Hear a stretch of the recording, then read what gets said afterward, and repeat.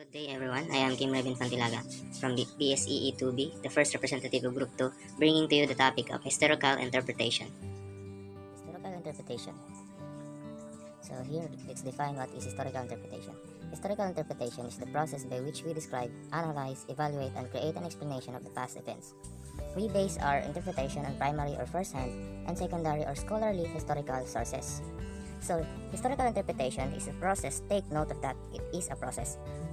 A process on how a historian describes, analyze, and evaluate and create an explanation of the past events, and it must be based only on his or her sources. He or she can't add more information out of his sources, for it may be damage the reliability of his or her interpretation. So yes, it is complicated process, but historical thinking improves with practice. We all know that no process are not complicated. That is why the word practice exists, right?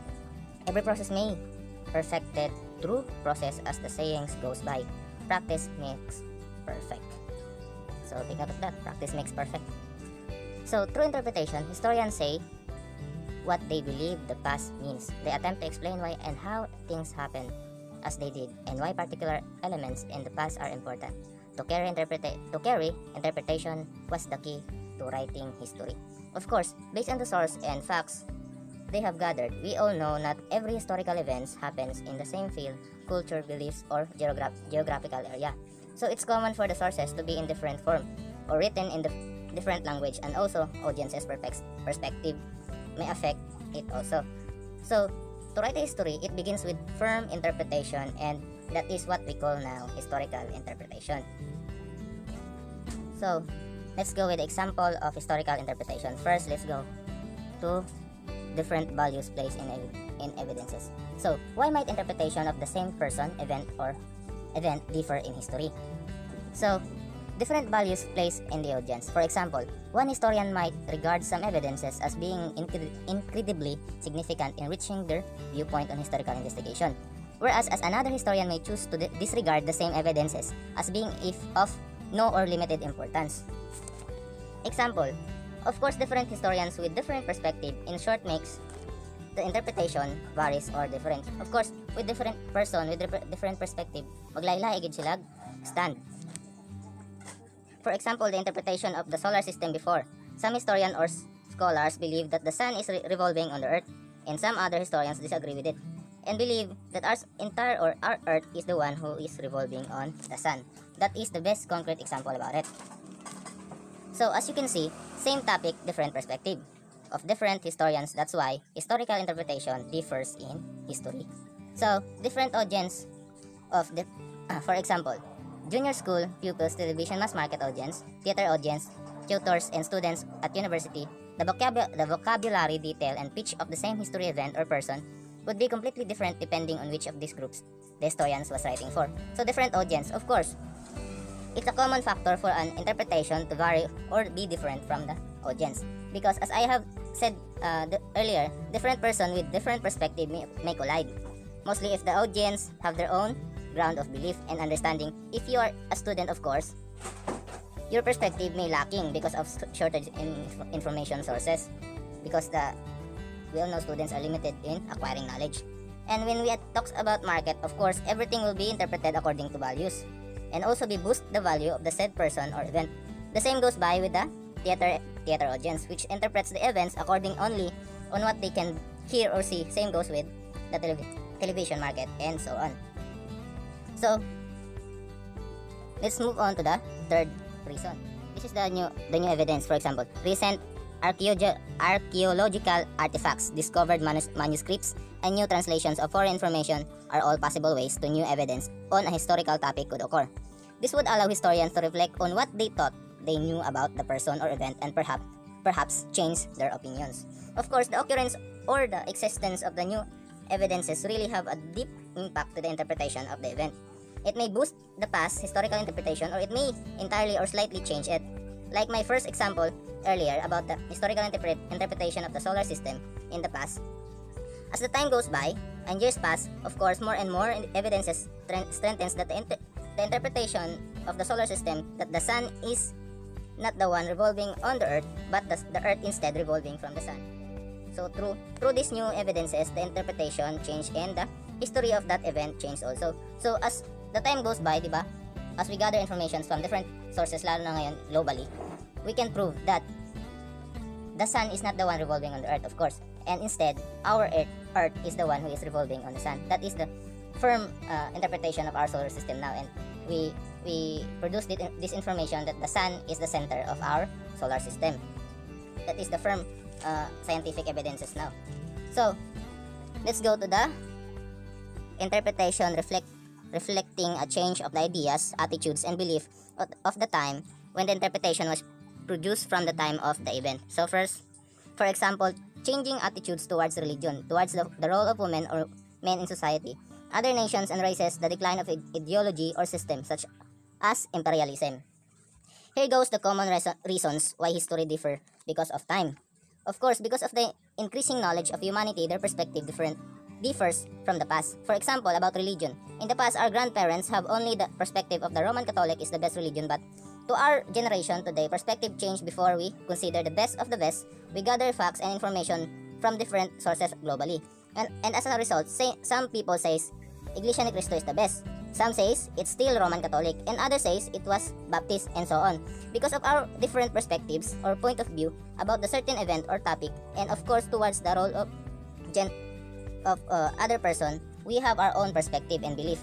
And of course, it differs greatly on how we stand on that topic. And of course, towards the role of genders, before male is the superior gender, the superior. But as the time passed and more information gathered and through investigations, the equality is now accepted, even what we call LGBTQ for now, di ba? Accepted na. Sa una, ang ano lang yun, ang superior lang yun sa gender is the male one, kasi sila ang strong and sila ang nasa trabaho, ang babae nasa balay ra gyud. But as the time goes by, for now, na-accept na natin equality nga. Ang babae mabuhat pud niya ang unsay gibuhat sa lalaki, o ang lalaki mabuhat pud niya ang unsa mabuhat sa babae. So now equality is accepted, even though some historians may disregard something like this. But in our generation today, even LGBTQ gani accepted na, di ba? And some same-sex marriage, di ba? Kakabalita lang, accepted na rin, di ba? So it's now emerging, which is for me is so dangerous because of uncontrolled power of change. Some of the sacred things before now became common, like sex, di ba? Nagiging common na, which is before it is sacred, only these things done by the married couple, pero ngayon nagiging public na, which is dangerous talaga. So, and to move on to the race, to the topic of races, in the past, in the Europe, black lives or black slaves are common. But as the time passed by, now as we have seen in more articles or global information that we gain, they are now being carried the Black Lives Matter. So publicly in different parts of the world. But in fact, all lives matters because God let the sun shine to every being in existence. So for the last one, let's go here. For example, changing attitudes towards how people should be governed. A republic or a monarchy, government intervention or laissez-faire, capitalism or Marxism. So, and lastly, history may differ through interpretation as the time goes by. Before, we all know monarchy is the superior in other body in governing a country, di ba? The royalty, they are the one who is governing a country or a group of people. And some country it's republic, but now we all know common people must prefer to choose democracy or democratic as the Philippines now, di ba? Demokrasya. Bakit? Kasi the humanity always prefer for freedom. Every kinds of form of freedom. So that's all for my topic which is historical interpretation. Thank you for your time. Thank you for listening, and God bless. Hello everyone, I am Gio Cercenia from BSE E2B, and I am here to report about multi-perspectivity together with Christopher Del. So, multi-perspectivity is a compilation of multiple perspectives on an event, area, or person. So there's two components of perspective. Number one is an individual's comprehensive past, inherited and experience. And number two is individual's positionality within that event or area.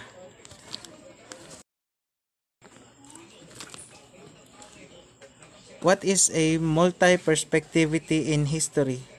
Multi-perspectivity refers to the epistemological idea that history is interpretational and subjective, with multiple coexisting narratives about particular historical events, rather than history being objectively presented by one closed narrative.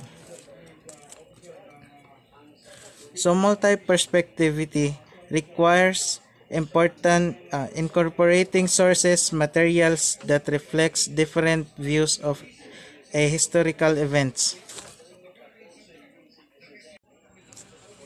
Multi-perspectivity has a process or procedure.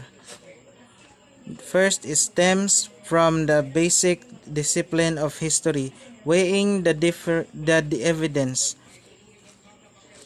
Second is the use of primary source from different and even opposing groups. Empathy, willingness to put oneself in another's shoes. Viewing historical events from several perspectives, alternative narratives. So, perspective, provenance, the origin or source of something, purpose, the aim or intention of something, predisposition, to cause something or someone and affect a particular condition. Perception, the way that you notice or understand. Misperception, it is opposite and lack of understanding, focused on one community or groups. Multi-perspectivity has process, empathy, and journey. Process, gathering, interpreting, and evaluating a variety of process. Empathy, looking at the past from alternative points of view, individual or collective. This may be equally valid or equally biased. Journey, tentative judgment based on the evidence available and accessible. So multi-perspectivity may change through time passed with evidence given. That is why history, a discussion without end.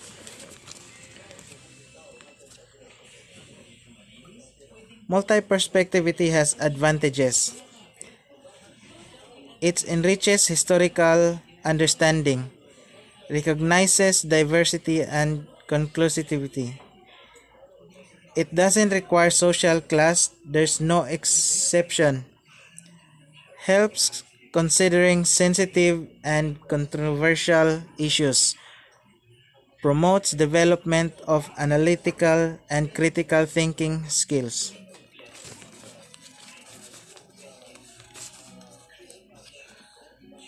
So why do we use multi-perspectivity? So instead of focusing on dominant groups or communities, they recommend employing multiple perspectives. One reason for this stems from increasing diversity and cultural pluralism that have been ignored in traditional historical narratives such as women, the poor, ethnic minorities, and many more. So why historical perspectives is important? Means understanding the social, cultural, intellectual, and emotional setting that shape people's lives and actions in the past. And that's all. Thank you. Hello everyone, I'm here to discuss about the topic, to where did the first Catholic Mass date in the Philippines? There are some controversies. The first Catholic Mass was held in Masao, Butuan City, and some other sources say that it was held in Limasawa, Southern Leyte. Historical controversies that held in Masao.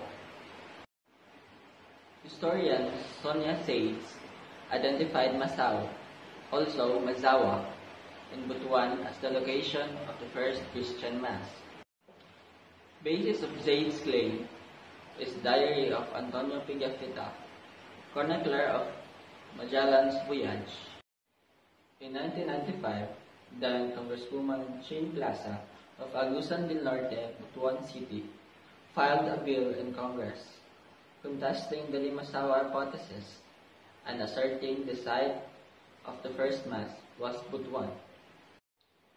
The Philippine Congress referred the matter to the National Historical Institute for it to study the issue and recommend a historical finding. Then the National Historical Institute Chair, Dr. Samuel K. Tan, reaffirmed Limasawa as the site of the first Mass, not Butuan. Landing on Philippine shores.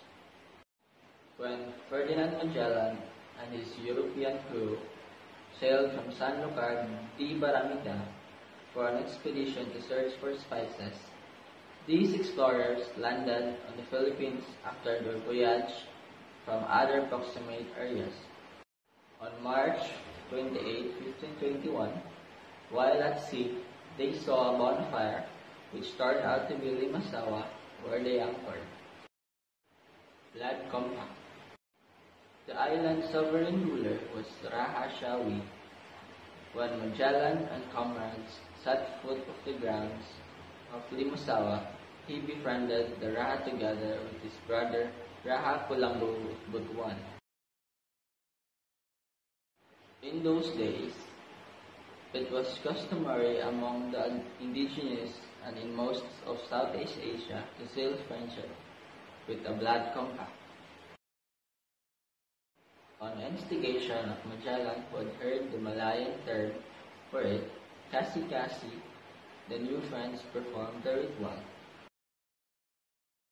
This was the first recorded blood compact between Filipinos and Spaniards.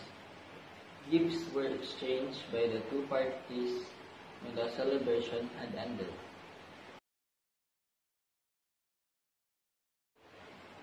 Ferdinand Magellan was born on 1480 and died on 1521.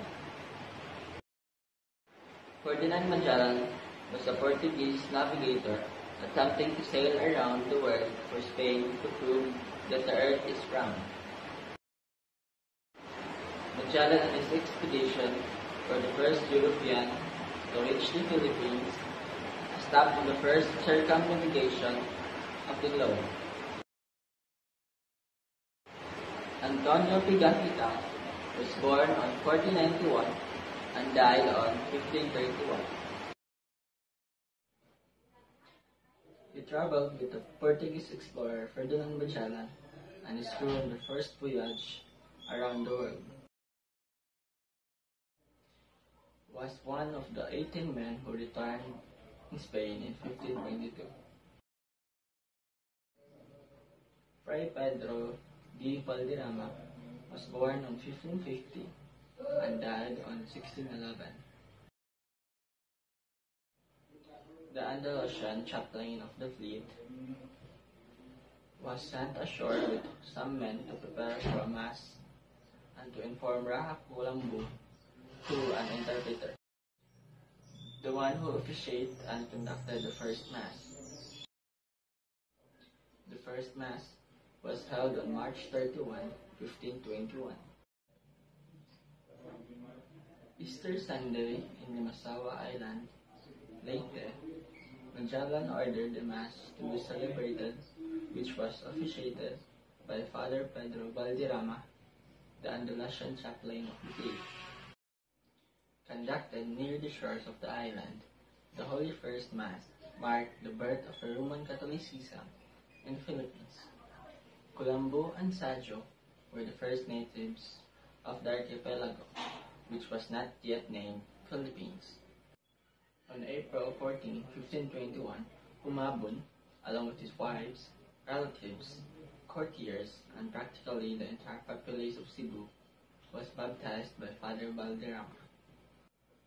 Humabon was named Carlos in honor of King Charles I of Spain, while his principal wife was named Johanna after King Charles' mother, Johanna.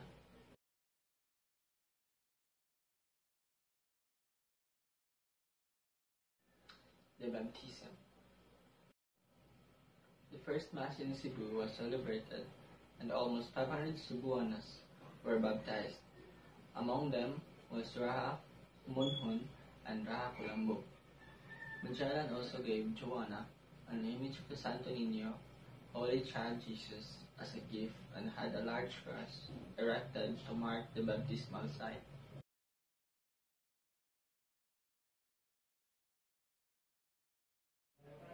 The planting of the cross. Magellan's chronicler Antonio Pijafita, who recorded the event, said, "After the cross was erected in position, each of us repeated the Pater Noster and an Ave Maria and adored the cross, and the kings Colombo and Shawi did the same."